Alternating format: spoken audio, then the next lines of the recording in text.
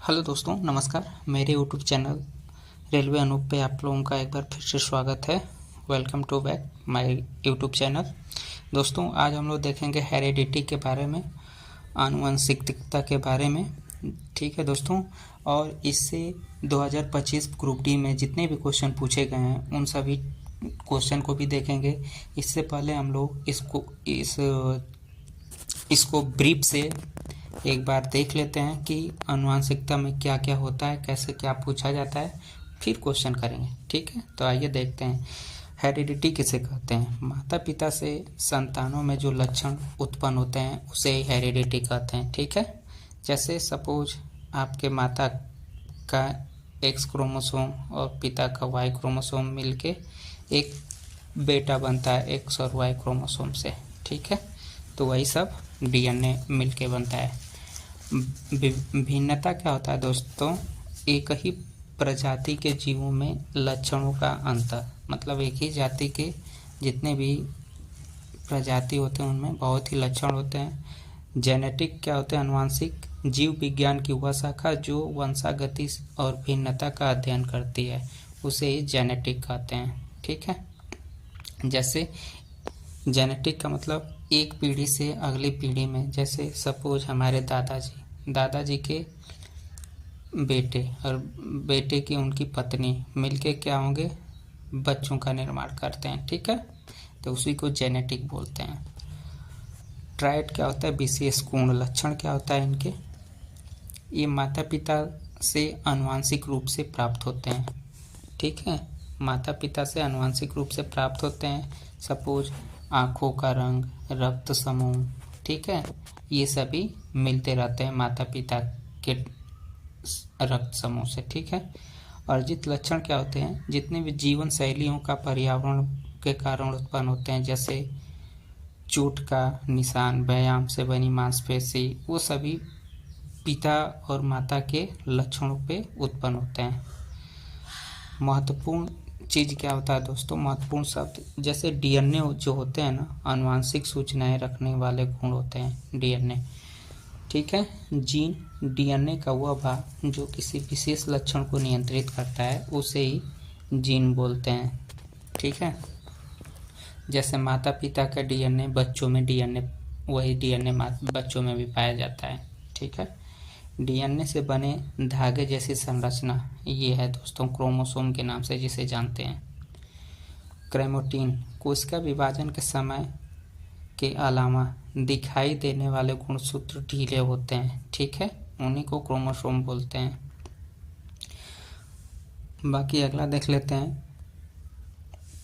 Diploid tumour, दो गुणसूत्र समुच्चय वाली कोशिका। देखिए, दो गुणसूत्र समुच्चय वाली कोशिका है जो मानव शरीर की कोशिकाओं में 46 गुणसूत्र होते हैं। ठीक है, पेयर 23-23 का पेयर बनता है। कितना? 23-23 का पेयर बनता है।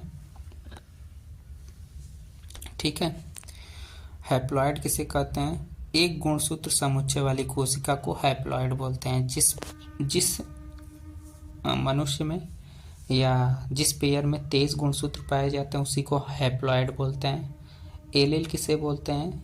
जिस जीन में दो या अधिक विकल्प होते हैं उसे जेनिन बोलते हैं। जैसे मटर में दो विकल्प होते हैं, एक कैपिटल टी और एक स्मॉल टी। ठीक है, तो मटर के पौधे लंबा या बौने होते हैं। ठीक है, मटर के पौधे क्या होते हैं? लंबा और बौने होते हैं। आइए इसको अच्छे से समझते हैं, क्योंकि इससे रिलेटेड, मटर के पौधे से रिलेटेड बहुत सारे क्वेश्चन पूछे गए हैं 2025 के ग्रुप डी एग्जाम में। ठीक है, तो सबसे महत्वपूर्ण होता है प्रभावी एलील। एक भी हो तो प्रभाव दिखाता है और दोनों होने पर प्रभाव अधिक दिखाता है। Suppose capital T, small T. ठीक है, मिलके क्या बनाते हैं? आइए सब कुछ हम लोग देखते हैं। कैपिटल टी मिलके टी बनाएंगे, टी बनाएंगे, और कैपिटल टी स्मॉल टी बन के टी स्मॉल टी बनाएंगे। फिर ये मिलके क्या बनाएंगे? कैपिटल टी स्मॉल टी फिर ये दोनों टी मिलके स्मॉल टी स्मॉल टी। तो small T small T small T जिसमें लगा ये सभी क्या होते हैं, बौने पौधे होते हैं। और जो भी कैपिटल टी होता है वो बड़े पौधे होते हैं, लंबाई वाले पौधे होते हैं। ठीक है, तो ये चीज़ समझने वाली चीज़ें हैं। तो आइए देख लेते हैं। दो एलील समान के होते हैं, देखिए बताया जो दो एलील समान के होते हैं, जो पीछे हम समझाएं अभी सेम। ठीक है, दो विभिन्न एलील होते हैं, कैपिटल टी और स्मॉल टी। ठीक है, वही चीज़ ये समझाया है। यहाँ पे आप देख सकते हैं फिनोटाइप के लक्षण किसे कहते हैं। किसी लक्षण का बाहरी रूप, लंबाई या बौना पौधा होता है, उसी को फिनोटाइप लक्षण कहते हैं। जीनों का आंतरिक संयोजन किसे बोलते हैं। तो देखिए दोस्त, जो अभी हम इक्वेशन बताएं सेम उसी इक्वेशन को जीनों का आंतरिक संयोजन बोलते हैं। ये रहा, और आगे और देखते हैं इसमें। तो दोस्तों आनुवांशिक के जनक किसे कहते हैं। तो आनुवांशिक के जनक ग्रेगर जॉन जोहान मेंडल को कहते हैं, जिन्होंने 1856 से 1863 के बीच में मटर के पौधों पाइसम सेंटावाइयम पर प्रयोग किया था, ताकि यह समझा जा सके कि गुण एक पीढ़ी से दूसरे पीढ़ी में कैसे स्थानांतरित होते हैं। ठीक है, तो आइए देख लेते हैं। इनमें 7 आसानी से पहचाने जा सकने वाले लक्षण होते हैं, जैसे लंबा, बौना, गोल, झुर्रीदार बीज। ठीक है, वे स्व परागण करने वाले थे, लेकिन कृत्रिम रूप से क्रॉस परागण भी किया जा सकता है। ठीक है, ये स्व परागण खुद से भी चेंज हो सकते हैं, लेकिन कृत्रिम रूप से भी इन्हें चेंज किया जा सकता है। उनका जीव चक्र छोटा था और वे बड़ी संख्या में संतान पैदा कर सकते थे। सपोज एक आलू को आप क्या करते हैं, ज़मीन में बोते हैं, तो आलू में से बहुत सारे आँख निकले रहते हैं, देखते होंगे आप। जब इस आलू को ज़मीन में आप बोते हैं तो जितने भी आँख होते हैं, सभी आँखों में से एक डंठल निकलती है, और सभी डंठल अपना अपना बीज उत्पन्न करती है। ठीक है, फल उत्पन्न करती है। तो एक आलू से आपको कितने आलू मिल गए, 1 2 3 4 5, जितने आँख होंगे उतने आलू आपको मिल जाएंगे। तो ये सभी चीज़ें हैं समझने वाली। ठीक है, उसी तरह फूल है, मटर हुआ, एक मटर बोते हैं आपको बहुत सारे मटर मिलते हैं। ठीक है, तो यही सब चीज़ है। आइए समझ लेते हैं। मोनोहाइब्रिड क्रॉस दो व्यक्तियों के बीच एक आनुवंशिक क्रॉस है, जिसमें विपरीत लक्षणों की एक जोड़ी शामिल होती है। उदाहरण के लिए लंबा और बौना। देखिए, टॉल और ड्वार्फ। टी मिलके टी का निर्माण करते हैं, स्मॉल टी मिलके स्मॉल टी का, और दोनों मिलके एक बौने और पौधे का निर्माण करते हैं। ठीक है, आप लोग देख सकते हैं। अभी ये इक्वेशन पीछे हम बताए हैं। कैपिटल टी स्मॉल टी मिलके क्या करते हैं, 2 टी हैं, टी मिलके क्या करेंगे, टॉल बनाएंगे, और स्मॉल टी और कैपिटल टी टॉल, और जिसमें स्मॉल टी रहेगा वो बौना पौधा बनेगा। ठीक है, तो ये चीज़ आप लोग याद रखिएगा, बहुत ही ज़रूरी है। ठीक है, तो 3 टॉल बनते हैं और एक बौना पौधा बनता है। ठीक है, आइए डिहाइब्रिड क्रॉस देख लेते हैं। द्विसंकर क्रॉस में 2 जोड़ी विपरीत लक्षण शामिल होते हैं, जैसे बीज का आकार और रंग, गोल पीला बना, झुर्रीदार हरा। ठीक है, तो जितने भी राउंड शेप, येलो शेप के होते हैं वो झुर्रीदार पौधे और गोल पौधे होते हैं, और जितने भी स्मॉल RY होते हैं वो ग्रीन पौधे, झुर्रीदार पौधे होते हैं, जैसे मटर के पौधे झुर्रीदार होते हैं। ठीक है, तो ये सभी चीज़ आप लोगों को समझ में आ रहा हो तो कमेंट करके बताइएगा। अब आइए, इन सभी चीज़ों को पढ़ लिए। अब हम लोग अपना जितने भी ग्रुप डी 2025 में क्वेश्चन पूछे गए हैं उन क्वेश्चन को देखते हैं। इस वीडियो को पूरा देखिए। हेलो दोस्तों, गुड इवनिंग। मेरे यूट्यूब चैनल रेलवे अनूप पे आप लोगों का एक बार फिर से स्वागत है। दोस्तों, जेनेटिक एंड इवोल्यूशन के total 104 question railway group D में पूछे गए थे। जिनको आज हम लोग देखेंगे। और इसका जो बेसिक क्लास होता है हम इस वीडियो के स्टार्टिंग में करा दिए हैं, उसको भी अच्छे से देखिए ताकि आप लोगों को हेल्पफुल हो। उसके बाद मैं ये क्वेश्चन कराने जा रहा हूँ, ठीक है। तो आइए सेशन को स्टार्ट करते हैं। बोल रहा है कि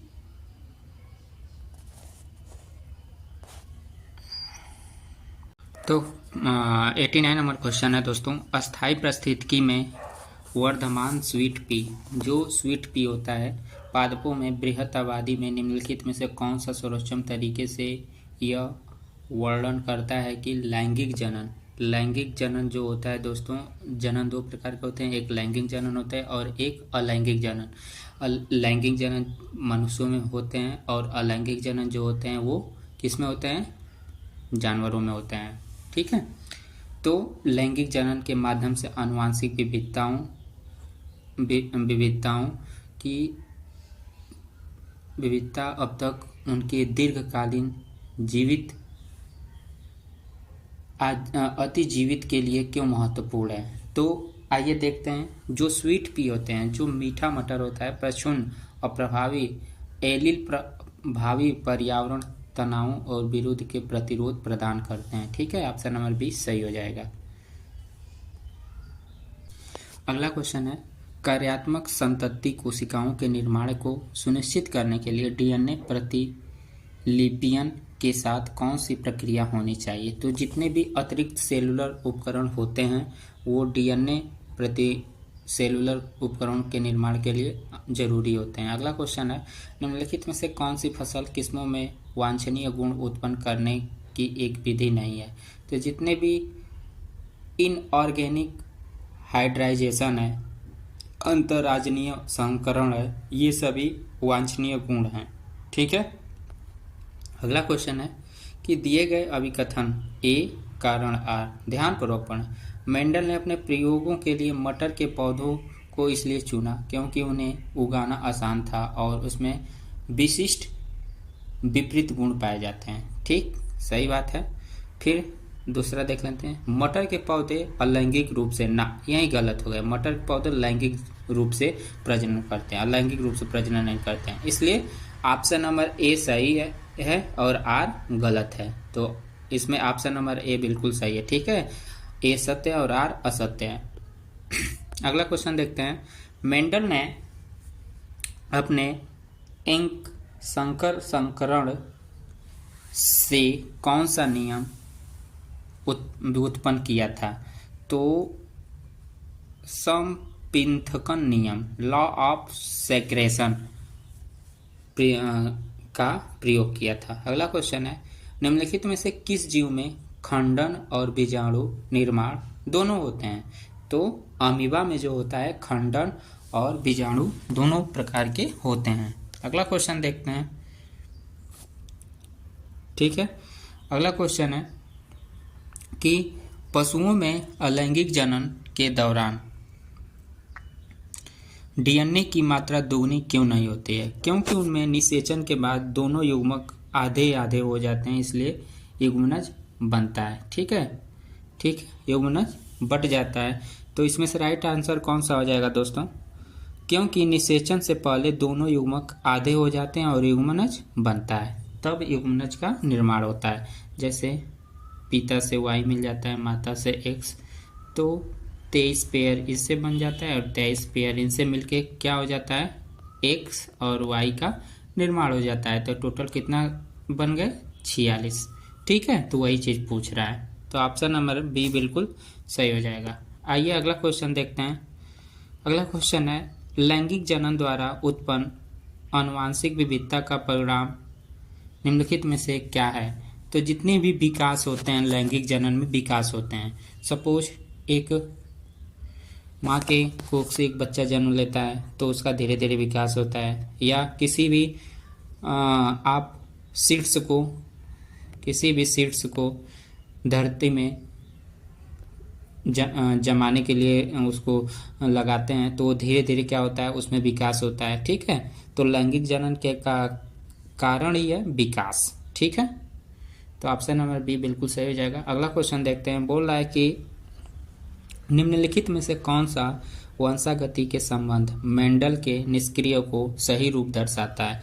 तो प्रत्येक विशेष दो द्वारकों द्वारा नियंत्रित होते हैं। ठीक है, ऑप्शन नंबर सी बिल्कुल सही हो जाएगा। अगला क्वेश्चन देखते हैं, प्रजनन की प्रक्रिया के दौरान डीएनए प्रतिलिपिकरण के बारे में निम्नलिखित में से कौन सा कथन गलत है? तो डीएनए प्रतिलिपिकरण कारण त्रुटिहीन रहित प्रक्रिया है। ठीक है, ऑप्शन नंबर ए बिल्कुल सही हो जाएगा। निम्नलिखित में से कौन सा विकल्प यह सुनिश्चित करता है कि प्रत्येक पीढ़ी डीएनए की मात्रा दोगुनी न हो? ठीक है, तो डीएनए युग्मकों को अपचयन रिडक्शन ही उनको बताता है कि इनकी मात्रा दोगुनी न हो। ठीक है, अगला क्वेश्चन देखते हैं, जीवों में आनुवंशिक विविधता का महत्व यह है कि यह जीव के जीवित रहने की संभावना को बढ़ाते हैं। यह जीव के जीवित रहने की संभावना को क्या करते हैं? बढ़ाते हैं। अगला क्वेश्चन है, अपखंड अलैंगिक प्रजनन के संबंध में कौन सा कथन गलत है? बीजाणु निर्माण एक प्रकार का अपखंड प्रक्रिया है। सही बात है, यही गलत है। बीजाणु जो है अपखंड प्रक्रिया नहीं है, ये लैंगिक जनन होता है, इसमें अलैंगिक जनन नहीं होता है। तो इसीलिए ऑप्शन नंबर ए ही गलती हो जाएगा। ऊपर हम बताए हैं, तो आप लोग ध्यान से देखते रहिए, सभी क्वेश्चन का आंसर इसमें मिलता रहेगा आप लोगों को। अगला क्वेश्चन देखते हैं। अगला क्वेश्चन है, पौधों में भिन्नता के संबंध में गलत कथन का चयन करें। तो पौधों में गलत कथन हो जाएगा, पौधों में अलैंगिक जनन नहीं होता है। यहीं से पहचान लेना है, पौधों में अलैंगिक जनन नहीं होता है, पौधों में लैंगिक जनन होता है। कौन सा? लैंगिक जनन होता है। ठीक है, पौधे सेम मनुष्य के तौर पे ही अपना विकास करते हैं। ठीक है, अगला क्वेश्चन है, निम्नलिखित में से कौन सा क्रॉस F1 पीढ़ी में सभी विषय युग्मजी संतान उत्पन्न कर सकते हैं? तो जितने भी टी, कैपिटल टी और स्मॉल टी, ये युग्मज निर्माण का संतान उत्पन्न कर सकते हैं। तो ऑप्शन नंबर सी सही हो जाएगा। आइए इसको हम आप लोगों को समझा देते हैं, ये कह क्या रहा है। सपोज आप लोगों के पास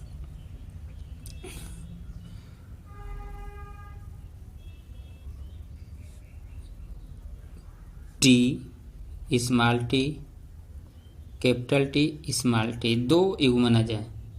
तो आप लोग समझ लीजिए, एक ये टी और ये टी मिलके क्या हो जाएंगे? दो कैपिटल टी का निर्माण कर देंगे। और एक ये टी और ये स्मॉल टी मिलके कैपिटल टी और स्मॉल टी का निर्माण करेंगे। फिर एक ये टी और फिर एक ये टी मिलके कैपिटल टी और स्मॉल टी का निर्माण करेंगे।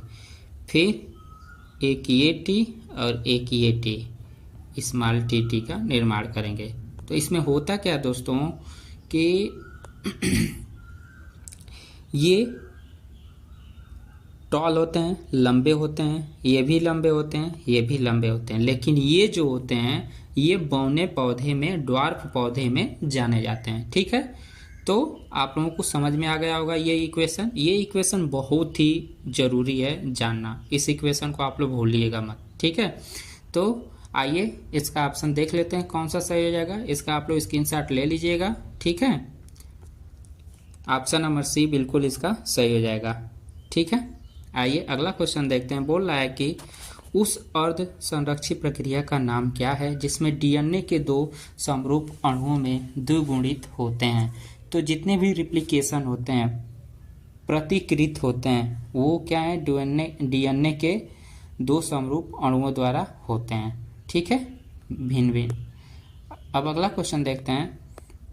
बोल रहा है मटर गार्डन पी के निम्नलिखित विप्रयासी दृश्य लक्षणों में से किसका उपयोग मेंडल द्वारा नहीं किया गया था? तो जितने भी हरे सफ़ेद बीज होते हैं उनका प्रयोग नहीं किया गया था, लेकिन सफ़ेद बौने पुष्प और लंबे बौने पौधे, गोल झुर्रीदार पौधों का प्रयोग किया गया था, लेकिन हरे सफ़ेद पौधों का प्रयोग नहीं किया गया था। ठीक है, अगला क्वेश्चन है मेंडल के प्रयोग में जब उन्होंने एक लंबे और एक बौने पौधे का संकरण किया तो F1 पीढ़ी में उन्होंने क्या देखा? तो सभी F1 पीढ़ी में क्या हुए? सभी पौधे लंबे थे। ठीक है,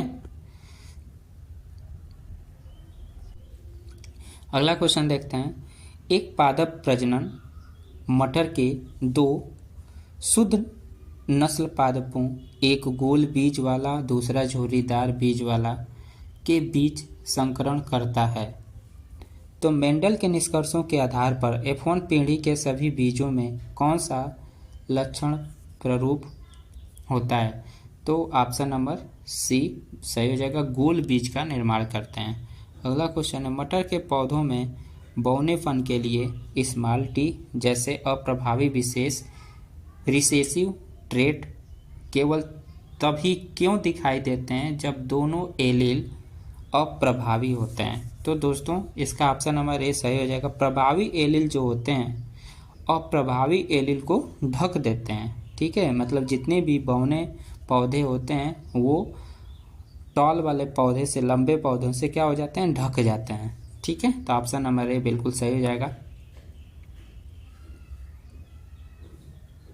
अगला क्वेश्चन है, खंडन आधारित जनन की प्रक्रिया के दौरान निम्नलिखित चरणों में से सही अनुक्रम को व्यवस्थित करें। तो जितने भी होते हैं क्या शरीर तंतु खंडों में विघटित होती है, सही बात है। समसूत्रण द्वारा शरीर के लुप्त अंगों का में वृद्धि होता है, ये भी सही बात है। ठीक है, पहले ये, फिर क्या होता है? प्रत्येक खंड एक पूर्ण जीवित में विकसित होते हैं, सही बात है। और पूर्ण जीव स्वतंत्र रूप से रहते हैं, ये भी सही है। तो ऑप्शन नंबर बी बिल्कुल आपका सही हो जाएगा। अगला क्वेश्चन है, एक वैज्ञानिक ने एक बहुकोशिकीय जीव प्रजनन की प्रक्रिया का अवलोकन किया। निम्नलिखित में से कौन सी विधि पौधों द्वारा उपयोग नहीं की जाएगी? तो जितने भी द्विखंडन बाइनरी फ्यूजन होते हैं ये पौधों द्वारा उपयोग नहीं की जाती है। बाइनरी फ्यूजन पौधों के द्वारा उत्पन्न नहीं की जाती है। आप लोग कमेंट करके बताइए दोस्तों किसके द्वारा उत्पन्न की जाती है। मुकुलन का कार्य क्या होता है, खंडन कब होता है, फ्रेगमेंटेशन, और काय का प्रबंधन क्या होता है। आप लोग कमेंट करके इन क्वेश्चनों का आंसर दीजिएगा, ठीक है, ताकि हम देखें कि आप लोग पढ़ते हैं कि नहीं और हमारे क्वेश्चन का आंसर देते हैं कि नहीं। ठीक है, आप किसी का भी मत दीजिएगा, लेकिन मुकुलन के बारे में ज़रूर से एक्सप्लेन करके हमें बताइएगा ताकि हम जानें कि आप लोग जानते हैं कि नहीं। ठीक है, आइए अगला क्वेश्चन देखते हैं। मटर का निम्नलिखित में से कौन सा लक्षण एक प्रभावी विशेषक था जिसका उपयोग मेंडल द्वारा अपने प्रयोग में किया गया था? तो लंबे पादप पौधों का उपयोग करने के लिए मटर के पौधों का उपयोग किए थे मेंडल ने। अगला क्वेश्चन है, मेंडल के अनुसार जब एक लंबे मटर के पौधे टीटी संकरण एक बौने मटर के पौधे स्मॉल टीटी के साथ किया जाता है तो F1 संतति होती है। तो F1 संतति क्या होती है? सभी लंबे पौधे बनाते हैं। ठीक है, F1 संतति में सभी लंबे पौधे होते हैं। अगला क्वेश्चन है, परिपक्व होने पर एक जीव छोटे छोटे टुकड़ों में टूटता है जो नए जीवों में विकसित होता है। इस प्रक्रिया को क्या कहते हैं दोस्तों? तो इस प्रक्रिया को हम लोग खंडन विधि कहते हैं। इस प्रक्रिया को हम लोग क्या कहते हैं? खंडन विधि, फ्रेगमेंटेशन कहते हैं। ठीक है, आइए अगला क्वेश्चन देखते हैं। विविधताओं के बारे में निम्नलिखित में से कौन सा कथन गलत है? तो विविधताओं के बारे में दोस्तों, विविधता के कारण प्रजातियां विलुप्त होने के ओर अग्रसर होती हैं, यही सबसे बड़ा कारण है। अगला क्वेश्चन है, वह प्राथमिक तंत्र क्या है जिसके कारण से लैंगिक प्रजनन संततियों में आनुवंशिक विविधता उत्पन्न करते हैं? तो जितने भी प्रत्येक गुणसूत्र वाले युग्मक मातृ और पितृ गुणसूत्रों को यादृच्छिक वितरण करते हैं वो सभी लैंगिक प्रजनन में आते हैं। आप लोगों को हम बताए हैं, ठीक है, वीडियो के स्टार्टिंग में, उसको आप लोग ध्यान से देखिएगा। आइए अगला क्वेश्चन देखते हैं। अगला क्वेश्चन है, लैंगिक जनन की निम्नलिखित में से किस विधि में कटे हुए खंडित शरीर के अंग को एक नया जीव विकसित होता है? तो जितने भी विखंडन होते हैं, ठीक है, फ्रेगमेंटेशन, ये खंडित जीव को एक नए जीव में विकसित करते हैं फ्रेगमेंटेशन के माध्यम से। अगला क्वेश्चन देख लेते हैं दोस्तों। अगला क्वेश्चन है हम लोगों का, वंशानुक्रम अध्ययनों के दौरान मेंडल ने उस कारण की कितनी कॉपियां प्रस्तावित की जो लैंगिक रूप से प्रजनन करने वाले जीवों के में मौजूद विशेष टेरेस्ट्रीज को नियंत्रित करता है? तो 2। कितने थे? 2। ठीक है, मेंडल ने 2। क्या क्या था? कैपिटल टी और स्मॉल टी। ठीक है, यही चीज़ पूछ रहे हैं। अगला क्वेश्चन देखते हैं। वाक्यांश बनाने वाली डीएनए प्राकृतिक एक समान तो होगी परंतु मौलिक डीएनए के रूप में नहीं होगी का क्या अर्थ है? तो इसका सही आंसर क्या हो जाएगा? कमेंट करके बताइए दोस्तों। तो जितने भी डीएनए होते हैं वो प्राकृतिक में थोड़ा अंतर होता है। डीएनए का क्या होता है? प्राकृतिक में थोड़ा अंतर होता है। सभी डीएनए एक समान नहीं होते हैं। ठीक है, सभी बच्चों में सेम डीएनए नहीं पाए जाते हैं। बच्चों में जो डीएनए पाए जाते हैं वो उनके माता पिता के ऊपर निर्भर करते हैं। जितने भी पेड़ पौधे जानवर में डीएनए पाए जाते हैं वो उनके स्वरूप के ऊपर निर्भर करते हैं। ठीक है, अगला क्वेश्चन है। निम्नलिखित में से कौन से लक्षण का अध्ययन मेंडल ने मटर के पौधे में नहीं किया था? तो जितने भी पत्ती का आकार वाले पौधे होते हैं उनमें मटर के पौधों का प्रयोग नहीं किया गया था। अगला क्वेश्चन है कि यदि लंबा टी और छोटे स्मॉल टी पर प्रभावी हैं तो गोल बीज आर झुर्रीदार आर प्रभावी होते हैं, तो उस पौधे में जीनोटाइप की पहचान कीजिए। तो ऑप्शन नंबर डी हो जाएगा, स्मॉल टी और कैपिटल आर। ठीक है, अगला क्वेश्चन देख लेते हैं। अगला क्वेश्चन है दोस्तों कि हाइड्रा की मुकुलन प्रक्रिया के चरणों का अनुक्रम क्या होगा? हाइड्रा का मुकुलन चरण पूछ रहा है। तो सबसे पहले मुकुलन आरंभ होता है, फिर मुकुलन परिपक्वता होता है, फिर मुकुलन में वियोजन होता है, फिर नई बेस्ट होता है। सबसे पहले क्या होता है? एक मुकुलन का पेड़ होगा बड़ा सा, यहाँ से आरंभ होगा।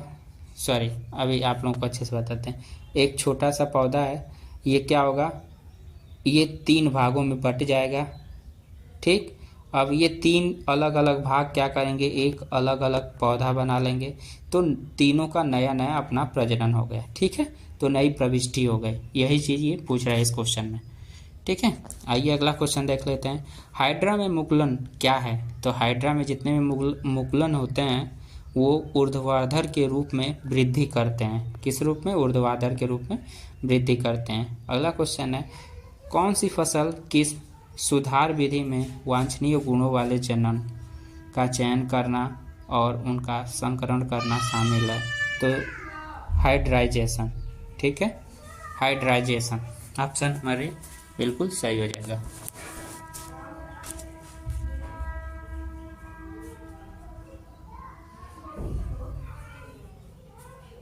एक टुकड़े पुनर्जीवित होकर नए बीज बना लेंगे।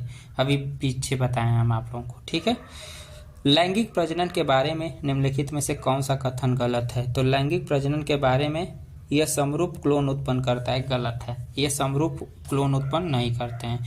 निम्नलिखित में से कौन सी, अगला क्वेश्चन है, निम्नलिखित में से कौन सा परिणाम समसूत्री विभाजन के बजाय अर्धसूत्री विभाजन को दर्शाते हैं? तो कौन सा दोस्तों?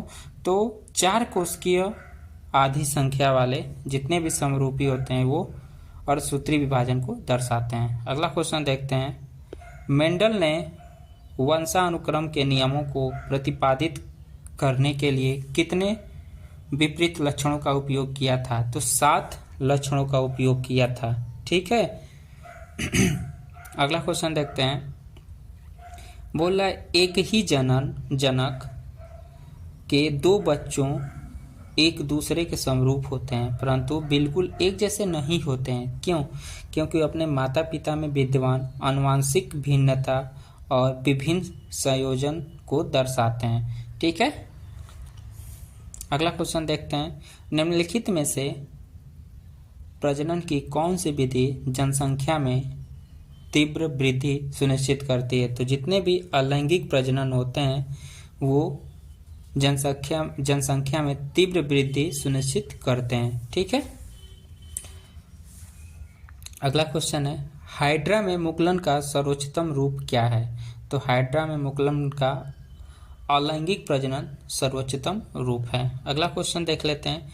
मानव नर गुणसूत्र का निम्नलिखित में से कौन सा युग्म अमाप में बेमेल होता है? तो जितने भी लिंग गुणसूत्र होते हैं अमाप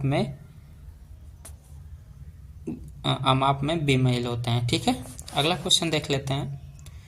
अभिकथन ए और कारण आर। लेवल में दिए गए निम्नलिखित दो कथनों के संबंध में सत्य विकल्प का चयन कीजिए। तो देखते हैं दोस्तों, बोल रहा है कि पौधे में कई पीढ़ियों तक प्रजातियों के सातत्य बनाए रखने के लिए लैंगिक प्रजनन की आवश्यकता होती है। सही बात है। लैंगिक प्रजनन आनुवंशिक विविधता को जन्म देता है और अनुकूलनशीलता और विकासीय स्तर को बढ़ावा देता है। ये भी सही बात है। तो ऑप्शन नंबर डी बिल्कुल सही हो जाएगा। दोनों कथन सत्य है तथा कारण आर अभिकथन ए का सही व्याख्या भी कर रहा है। ठीक है, अगला क्वेश्चन देखते हैं। अगला क्वेश्चन बोल रहा है दोस्तों कि प्लाज्मोडियम में प्रजनन की निम्नलिखित में से कौन सी विधि अपनाई जाती है? तो प्लाज्मोडियम में प्रजनन की बहुफिशन मल्टीपल फिजन प्रक्रिया द्वारा प्रजनन की विधि अपनाई जाती है, मल्टीपल फिजन के द्वारा। ठीक है, अगला क्वेश्चन देखते हैं। अगला क्वेश्चन है, निम्नलिखित में से कौन सा विकल्प मेंडल के प्रयोग F1 पीढ़ी में अप्रभावी लक्षणों की अनुपस्थिति पीढ़ी F2 और पीढ़ी में उनकी पुनः अनुपस्थिति की व्याख्या करते हैं? तो जितने भी अप्रभावी एलील F1 में छिपे रहते हैं लेकिन पृथक्करण के कारण F2 में पुनः प्रकट हो जाते हैं, वो इन्हें दर्शाते हैं। ठीक है, अगला क्वेश्चन देखते हैं। निम्नलिखित में से कौन सा विकल्प लैंगिक जनन की विधि के रूप में खंडन का सर्वोच्चतम रूप में वर्णन करते हैं? तो जितने भी जनक शरीर टुकड़ों में टूट जाता है और प्रत्येक टुकड़ा एक नए जीव का विकसित करता है, जैसे मुकुलन में होता है। ठीक है, तो ऑप्शन नंबर डी बिल्कुल सही हो जाएगा। अगला क्वेश्चन देखते हैं।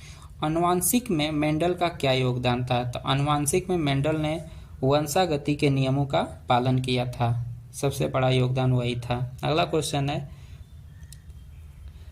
वनस्पति लैंगिक पुनरुत्थान निर्माण के लिए महत्वपूर्ण कौन सा कथन है? तो आइए देख लेते हैं दोस्तों। इस क्वेश्चन का जो टाइपिंग है थोड़ा सा अजीबोगरीब है। ठीक है, तो इसको हम लोग छोड़ते हैं, अगला क्वेश्चन देखते हैं। अगला क्वेश्चन है, लार्वा का उग्र परिवर्तन द्वारा वयस्क मेढक में बदलने की प्रक्रिया को क्या कहते हैं? तो क्या होता है उसमें? कायांतरण होता है। लार्वा के द्वारा जितने भी जीव पैदा होते हैं उनमें कायांतरण होता है। जैसे मच्छर क्या करते हैं, पानी पे अपना लार्वा छोड़ते हैं, उनसे नए नए मच्छर उत्पन्न होते हैं, तो वो क्या करते हैं, कायांतरण उनको बोला जाता है। ठीक है, अगला, लैंगिक जनन करने वाले प्राणियों में दो अलग अलग विशिष्टियों में के डीएनए के संयोजन का क्या लाभ है? तो यह समष्टि के भीतर आनुवंशिक विभेदन को बढ़ाता है। समष्टि के भीतर क्या?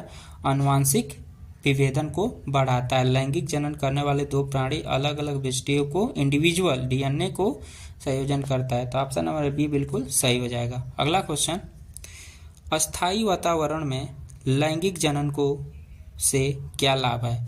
तो जितने भी तीव्र और एक समान जनन होते हैं वो अस्थायी अलैंगिक जनन के लाभ से होते हैं। ठीक है, अगला क्वेश्चन है, निम्नलिखित में से कौन सी एक ऐसी फसल किस्म सुधार विधि है जिसमें वांछित अभिलक्षण प्रदान करने वाले जीव को समष्टि किया जाता है? तो कौन सा है? ऑप्शन नंबर सी बिल्कुल सही हो जाएगा, आनुवंशिक विकसित फसलें।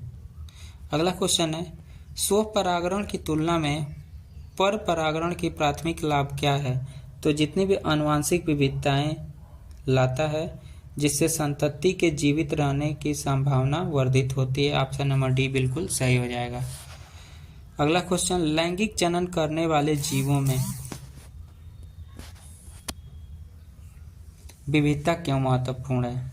तो यह पर्यावरण परिवर्तन के लिए क्या होते हैं, अनुकूल और सक्षम बनाकर जीवित रहने वाले संभावनाओं को बढ़ाते हैं। अगला क्वेश्चन है कि निम्नलिखित में से कौन सी एकल विशिष्ट सोलेटरी इंडिविजुअल ऑर्गेनिज्म द्वारा जनन की विधि नहीं है?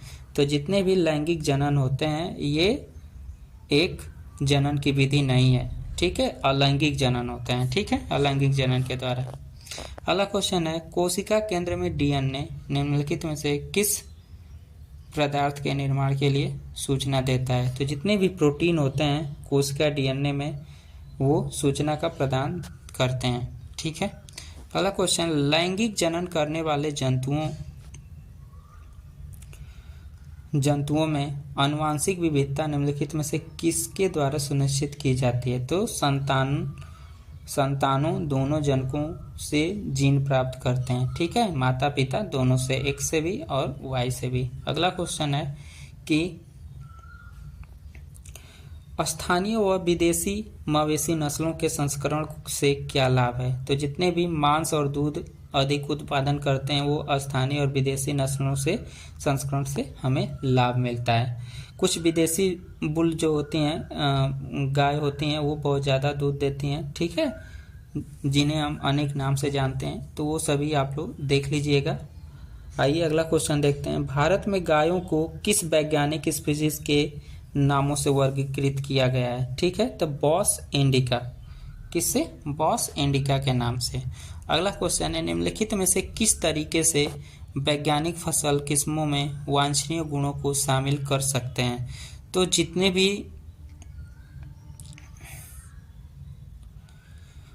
संकरण होते हैं, ठीक है, उन्हें वांछनीय रूप से गुणों में शामिल कर सकते हैं। आज के क्वेश्चन का 350 नंबर हो गया। जनन के संबंध में निम्नलिखित में से कौन सा कथन सही है? तो बैल अकेले बछड़ा पैदा कर सकता है? नहीं, कथन 2 गलत है। मुर्गी अकेले नए चूजे उत्पन्न नहीं कर सकती, ये भी कथन गलत है। तो ऑप्शन नंबर ए बिल्कुल सही हो जाएगा। कथन 2 सत्य है लेकिन कथन 1 असत्य है, ठीक है।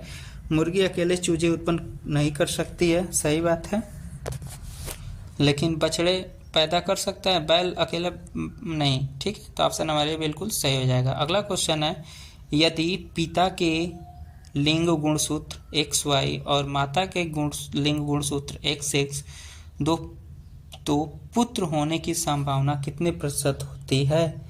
तो दोस्तों पुत्र होने की संभावना 50% होती है, क्योंकि X मिलके XX का निर्माण करेंगे तो क्या मिलेगी? लड़की मिलेगी, गर्ल मिलेगी।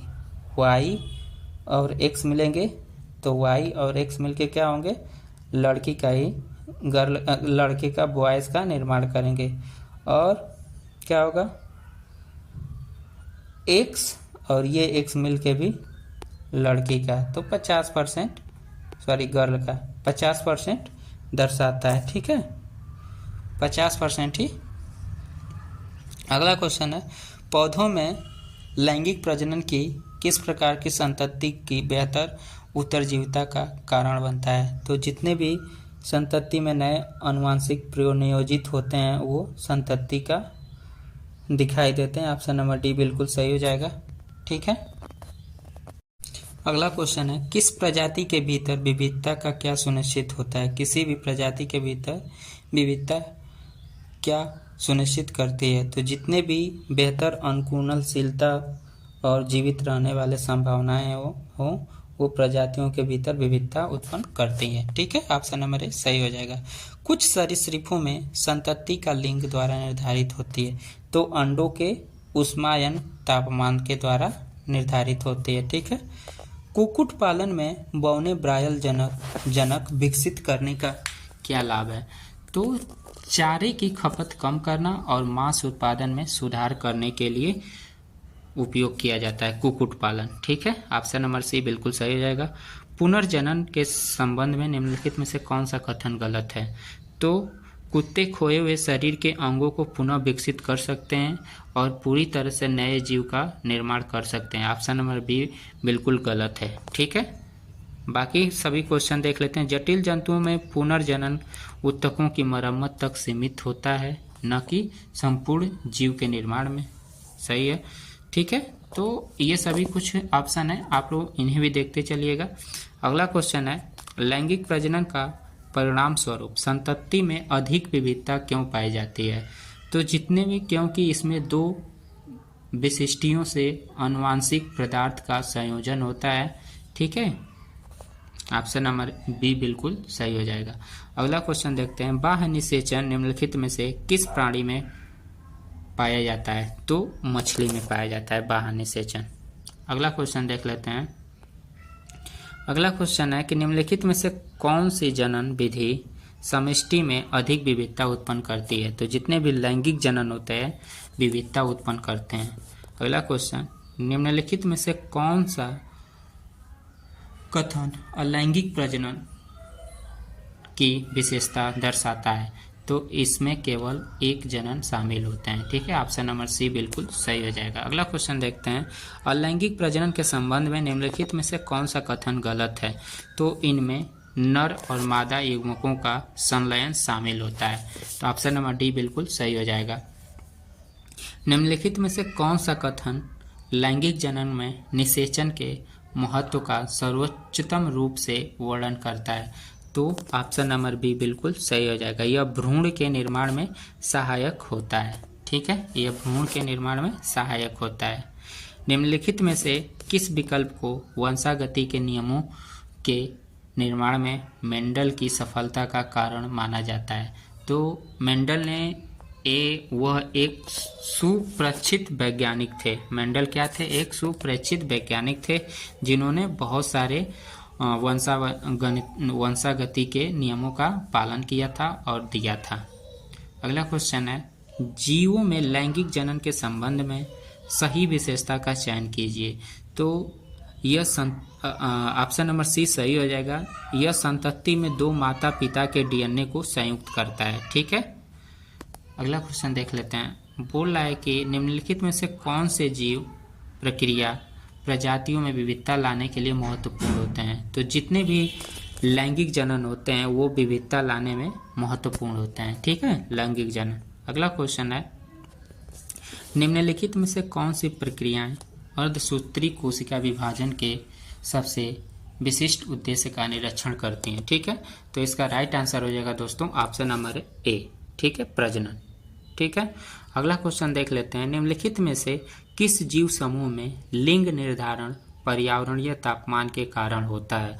तो कुछ सरीसृपों में होता है, सभी में नहीं होता है। ठीक है, अगला क्वेश्चन देखते हैं। बोल रहा है, निम्नलिखित में से किस वैज्ञानिक ने वंशागति के नियमों पर पहुंचने के लिए विज्ञान के और गणित के अपने ज्ञान को मिश्रित किया था? तो ग्रेगर जोहान मेंडल ने किए थे। ठीक है, ऑप्शन नंबर सी सही हो जाएगा। अगला क्वेश्चन है, मेंडल ने अपने संकरण क्रॉस से तदप्रद प्रजनन वाले पौधे का जनक के रूप में क्यों उपयोग किया था? क्योंकि वंशागति पैटर्न का अध्ययन करने के लिए उन्होंने ये क्रॉस सेक्शन का प्रयोग किया था। ठीक है, अगला क्वेश्चन देख लेते हैं। लैंगिक प्रजनन करने वाले जीवों में किसी संतति को प्रत्येक गुण के कितने गर्भवतन आनुवांशिक रूप से मिलते हैं? तो प्रत्येक माता पिता के एक गर्भवतन के रूप से मिलते हैं। ठीक है, अगला क्वेश्चन है, निम्नलिखित में से क्या बिना किसी युग्मक के केवल एक जनक के द्वारा प्रजनन का वर्णन करता है? तो अमीबा और द्विखंडन के माध्यम से करता है। ठीक है, अगला क्वेश्चन है, एक जीव वैज्ञानिक एक हाइड्रा को दो असमान भागों में काटता है। यह भाग में पूर्ण रूप से विकसित मुकुलन के साथ सर्वाधिक क्या होने की संभावना होती है? तो दोस्तों, मुकुलन एक नया हाइड्रा में परिपक्व हो जाता है, यही सबसे अधिक होता है इसमें मुकुलन में। ठीक है, अगला क्वेश्चन देख लेते हैं। ऑप्शन नंबर सी सही हो जाएगा। अलैंगिक जनन और लैंगिक जनन से भिन्न होता है। अलैंगिक जनन लैंगिक जनन से भिन्न होता है। क्यों? क्योंकि निम्नलिखित में से कौन सा विकल्प अलैंगिक जनन के निरूपित नहीं करता है? तो जितने भी नर और मादा दोनों जनन भागों का शामिल होना। ठीक है, नर और मादा दोनों जनन का भागों में शामिल होना ये अलैंगिक जनन को निरूपित नहीं करता है। अगला क्वेश्चन है, जीवों की आबादी में विविधता मुख्यतः क्यों महत्वपूर्ण है? क्यों महत्वपूर्ण है? क्योंकि यह बतलाती है पर्यावरण परिस्थिति की जीवित रहने की संभावना को बढ़ाना। ऑप्शन नंबर बी बिल्कुल सही है। ठीक है, अगला क्वेश्चन देख लेते हैं दोस्तों। एक बच्चा माता से एक X गुणसूत्र और पिता से Y गुणसूत्र लेकर जन्म लेता है। कौन सा कथन इस गुणसूत्र संयोजन की परिणाम का सटीक वर्णन करता है? तो ऑप्शन नंबर ए बिल्कुल सही हो जाएगा। Y गुणसूत्र की उपस्थिति के कारण बच्चा लड़का होगा। ठीक है, जिसमें Y गुणसूत्र मिलेगा तो लड़का होगा, और XX मिल जाएगा, X के साथ X गुणसूत्र मिल जाएगा तो वहाँ पे गर्ल का निर्माण होता है। ठीक है, आइए अगला क्वेश्चन देखते हैं। मनुष्य में बच्चों का लिंग निर्धारण किससे होता है? तो पिता के शुक्राणु से होता है। ठीक है, जब निषेचन मादा शरीर के भीतर होता है तो इसे क्या कहा जाता है? तो इसे आंतरिक निषेचन बोलते हैं। क्या बोलते हैं? इंटरनल फर्टिलाइजेशन बोलते हैं। ठीक है, अगला क्वेश्चन है, विदेशज और स्थानीय मवेशी नस्लों की क्रॉस ब्रीडिंग का क्या उद्देश्य है? तो जितने भी लंबे दुग्ध श्रावण के रोग प्रतिरोधक क्षमता के साथ संयोजित होते हैं वो विदेशज होते हैं। ऑप्शन नंबर सी बिल्कुल सही हो जाएगा। अगला क्वेश्चन देखते हैं दोस्तों। बोला प्रजनन के दौरान डीएनए प्रतिकृतियों में लघु परिवर्तन महत्वपूर्ण होते हैं क्योंकि वे क्या करते हैं? वे क्या करते हैं दोस्तों? ऐसी विविधताएं प्रदान करते हैं जो जीवित रहने में सहायता करती हैं। ठीक है, ऑप्शन नंबर डी बिल्कुल सही हो जाएगा। अगला क्वेश्चन है, एक आनुवांशिक प्रयोगशाला में एक निषेचित मानव भ्रूण में XX गुणसूत्र पाए जाते हैं। निम्नलिखित में से कौन सा कथन सत्य है? तो ऑप्शन नंबर ए बिल्कुल सत्य है, भ्रूण मानव मादा बन जाएगा। ठीक है, भ्रूण जो है मानव मादा बन जाएगा। अगला क्वेश्चन देखते हैं, जंतुओं में लैंगिक प्रजनन के बारे में निम्नलिखित में से कौन सा कथन गलत है? तो ऑप्शन नंबर डी गलत है, क्योंकि जंतुओं में लैंगिक प्रजनन में नर और मादा युग्मकों का संलयन शामिल है। ठीक है, तो जंतुओं में अलैंगिक प्रजनन होता है। ठीक, अगला क्वेश्चन देखते हैं, जीवों की आबादी में विविधता क्यों महत्वपूर्ण है? क्योंकि यह पर्यावरण परिस्थिति में बदलाव होने पर कुछ जीवों में जीवित रहने की सहायता प्रदान करती है। तो ऑप्शन नंबर ए बिल्कुल सही हो जाएगा। ठीक है, कभी कभी दोस्तों देखते हैं जो सबसे बड़ा ऑप्शन होता है वही सही होता है अधिकतर। ठीक है, तो ऐसे भी आप कभी जो क्वेश्चन का आंसर ना आए तो आप जा सकते हैं। ठीक है, अगर वो क्वेश्चन नहीं पता है तो। अगला क्वेश्चन देखते हैं, गुणसूत्र योगदान के संदर्भ में निम्नलिखित में से कौन सा कथन गलत है? तो गुणसूत्र योगदान के संदर्भ में माता सदैव X का योगदान देती है, सही बात है। पिता XY दोनों का योगदान देता है, ये भी सही बात है।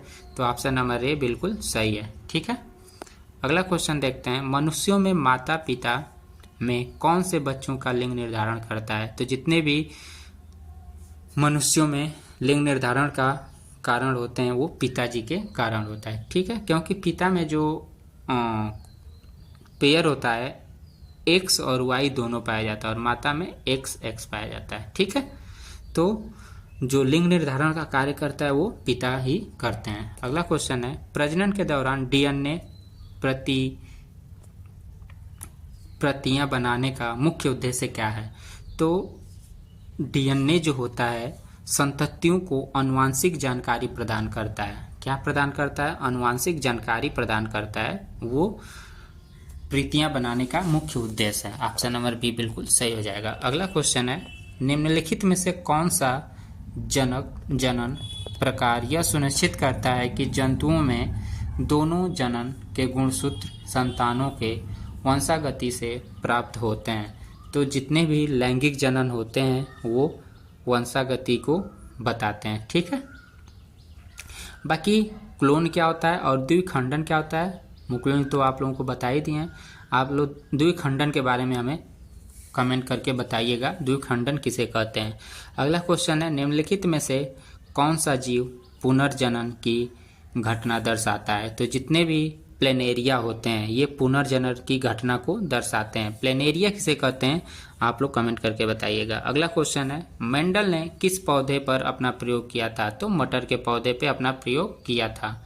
अगला क्वेश्चन देख लेते हैं, जनन के निम्नलिखित में से किस रूप में नई पीढ़ी के जनन के लिए नर और मादा दोनों लिंग की आवश्यकता होती है? तो लैंगिक जनन में। किसमें? लैंगिक जनन में। दोस्तों हम इसको एक्सप्लेन और भी कर देंगे अभी वीडियो समाप्त होने के बाद, ठीक है। अगला क्वेश्चन है कि मनुष्यों में बच्चों के लिंग कैसे निर्धारित होते हैं? तो पिता के X या Y गुणसूत्र के वंशागति के द्वारा। ऑप्शन नंबर ए सही हो जाएगा। अगला क्वेश्चन है नर तथा मादा युग्मक के संलयन से आरंभ होने वाले जनन को क्या कहते हैं? तो ऑप्शन नंबर ए लैंगिक जनन कहते हैं। आज के सेशन का लास्ट क्वेश्चन दोस्तों, और ये जेनेटिक एंड एवोल्यूशन के लास्ट क्वेश्चन है, और इस पूरे क्वेश्चन को देखिएगा। वीडियो पसंद आए तो लाइक सब्सक्राइब कीजिए। अगला क्वेश्चन देखते हैं, प्रजनन के दौरान डीएनए प्राकृतिक बनाना क्यों महत्वपूर्ण है? क्योंकि ये लक्षणों को वंशागति के लिए जाना जाता है। तो आज का सेशन बस इतना ही। अगला सेशन में देखेंगे 231 क्वेश्चन है ह्यूमन एटॉमी साइकोलॉजी से, जो बहुत ही महत्वपूर्ण है ये भी, ठीक है। तो आज हम लोग इतना ही रखते हैं, मिलते हैं अगले वीडियो में। तब तक के लिए धन्यवाद। अगर वीडियो पसंद आए दोस्तों तो चैनल को ज़्यादा से ज़्यादा शेयर कीजिए और अपने दोस्त मित्र को भेजिए और लाइक सब्सक्राइब कराइए, ठीक है। आप लोगों से बस हमें इतना ही चाहिए और कुछ नहीं चाहिए दोस्तों। और वीडियो को पूरा देखिए दोस्तों, ठीक है। भले आप 1x में ना देखें, 2x में देखिए, लेकिन देखिए, ठीक है। क्वेश्चन बहुत ही मस्त मस्त हैं और अच्छे हैं। आप लोगों को ये आने वाले ग्रुप डी के एग्ज़ाम के लिए बहुत ही अच्छे साबित होंगे। तो मिलते हैं अगले वीडियो में, तब तक के लिए धन्यवाद। जय हिंद।